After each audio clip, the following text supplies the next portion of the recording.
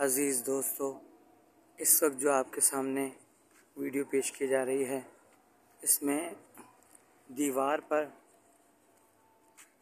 मुसव्विरी की गई है और मुसव्विरी की है एक ऐसे मुसव्विर ने कि जो अपनी ज़बान से बोलने से कासिर है, लेकिन अल्लाह ताला ने उसको देखें क्या बेहतरीन फ़न इनायत किया है। ये देखें,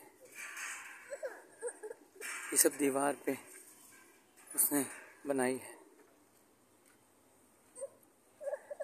उसका नाम अभी इंशाल्लाह इस वीडियो में दिखाया जाएगा, उसका नंबर भी शो हो जाएगा। तो ये देखें किस तरीके से इतनी मेहनत उसने की है।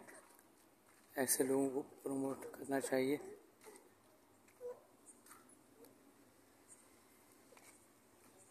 ये तमाम तस्वीर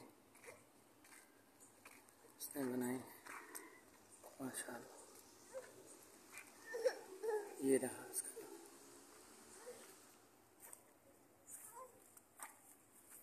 वसीम हैदर, 0344296241 8।